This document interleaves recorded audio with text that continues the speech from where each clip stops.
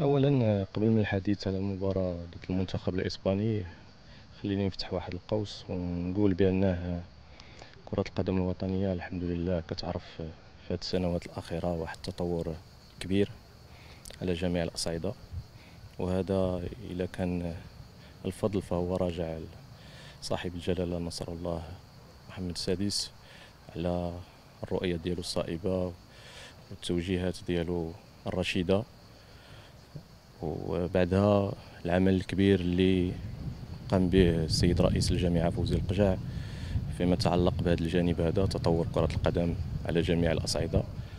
فالحمد لله الثمار بدات كتعطي، والحمد لله أننا اليوم كنشاهدوا المنتخب الوطني وحنا كرة القدم الوطنية وحنا مرفوعين الرأس، المغاربة قاطبة، جميع مغربي فما يمكن له الا انه يكون متشرف بما وصلت له كرة القدم الوطنية.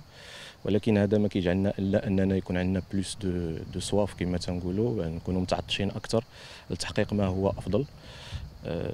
المقابلة هذه تكون مقابلة صعبة بكل صراحة، لان يكفي انني نقول لك سون دومي فينال ديال الالعاب الاولمبيه، فكنظن على ان الكل واعي بالمسؤولية الملقاة على العاتق ديالو.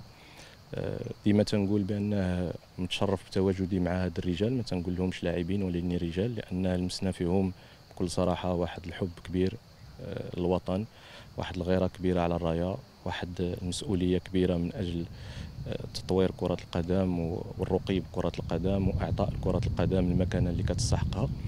فمشكورين من هذا الباب هذا على المجهودات ديالهم، على الروح ديال الجماعه اللي كتسود داخل المنتخب الوطني، وعلى الرغبه ديالهم الكبيره في تشريف كره القدم وفي ادخال الفرحه على الجمهور الغالي على قلبنا وعلى ملكنا الغالي على قلبنا.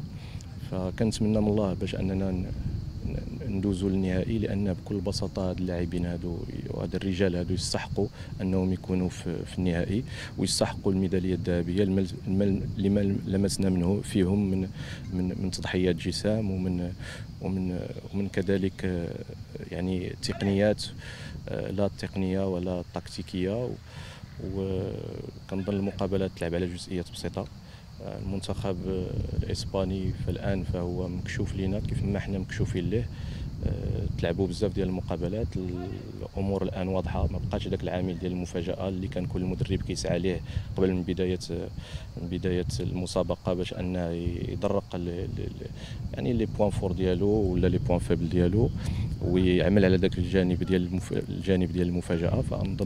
كنظن الحين الامور واضحه، كنعرفوا نقاط القوه ونقاط الضعف ديال الفريق الخصم كيف ما هو كيعرف نقاط القوه ونقاط الضعف ديالنا. علينا اننا نكونوا جاهزين فاش يصفر الحكم ونبقاو مركزين. وكنظن الفريق اللي تكون عنده رغبه اكبر، الفريق اللي يكون المنتخب اللي تكون عنده رغبه اكبر، المنتخب اللي يكون مركز اكثر، المنتخب اللي يكون يعرف يضبط المشاعر ديالو اكثر، فكنظن هو اللي غادي يظفر بالمقابله. وحنا ما عندناش شي خيار من غير اننا نفوزوا ان شاء الله الرحمن.